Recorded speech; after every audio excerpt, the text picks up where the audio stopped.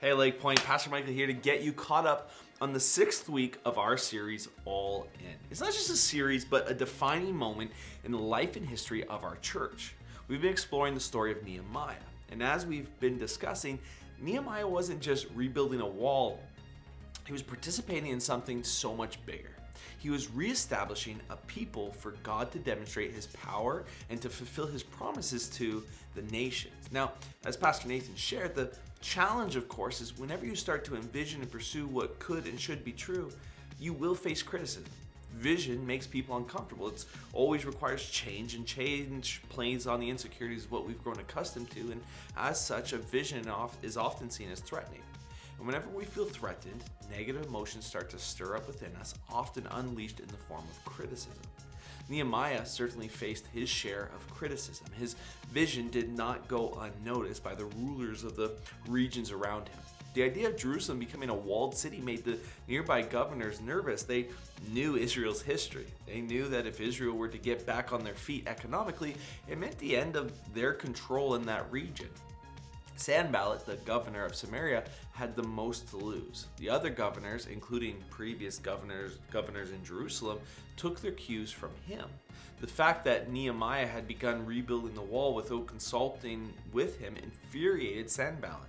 I mean, look at what Nehemiah writes in chapter 4. He says, Sanballat was very angry when he learned that we were rebuilding the wall. He flew into a rage and mocked the Jews, saying in front of his friends and the Samaritan army officers, "What does this bunch of poor, feeble Jews think they're doing? Do they think they can build the wall in a single day by just offering a few sacrifices? Do they actually think they can make something of stones from a rubbish heap and charred ones of that?" Essentially, Sanballat attacked their character, questioned their commitment, and cast serious doubts on the feasibility of their plan. He leveled his criticism with a specific purpose in mind. He wanted to discourage the workers to the point of quitting. But the people were not dismayed, so Sanballat came up with another plan. Nehemiah writes in verse 7 that when Sanballat and Tobias and the Arabs and Ammonites and Ashdodites heard that the work was going ahead and that the gaps in the wall of Jerusalem were being repaired, they were furious. They all made plans to come and fight against Jerusalem and throw us into confusion. In verses 11 and 12, we read that their plan was to attack them from all directions and basically wipe them out so they would have no chance of finishing the wall. Now, keep in mind, Nehemiah and his team were already feeling fatigued and discouraged, and now they have to deal with the threat of an attack. But this is how Nehemiah responds. He says, "Don't be afraid of the enemy. Remember the Lord who is great and glorious and fight for your brothers and your sons and your daughters and your wives and your homes." He then equipped the workers with swords, spears, shields, and bows, and said to them, "The work is very spread out, and we are widely separated from each other along the wall. When you hear the blast of the trumpet, rush to wherever it is sounding from. Then our God will fight for us." You see, friends, they don't abandon their vision. They simply adjusted their plans to ensure that they were prepared for an attack. And that was enough to sway Sanballat and his thugs from attacking. Apparently, they were counting heavily on the advantage of a maybe surprise attack. And when they lost the element of surprise, they backed off. They weren't really up for a fight. By switching to plan B to defend while working, Nehemiah called their bluff. More importantly, his revised plan gave the people the courage to return to work on the wall. Look at what Nehemiah writes. He says, "We worked early and late from sunrise to sunset, and half the men were always on guard. I also told everyone living outside the walls to stay in Jerusalem. That way, they and their servants could help with guard duty at night and work during the day. During this time, none of us, not I, nor my relatives, nor my servants, nor the guards who were with me, ever took off our clothes. We carried our weapons with us at all times, even when we went for water." Now, fast forward to chapter 6, and we see that they were successful in rebuilding the wall, but still had to set up the doors to all the gates to make the city secure. Sanballat and the other governors, however, they had yet to give up. And so they sent Nehemiah a message asking him to meet them at one of the villages in the plains of Ono outside the walls of Jerusalem. Their plan was to pull him away from the project, get him away from his supporters, and kill him. Now, obviously, they didn't tell him that last part.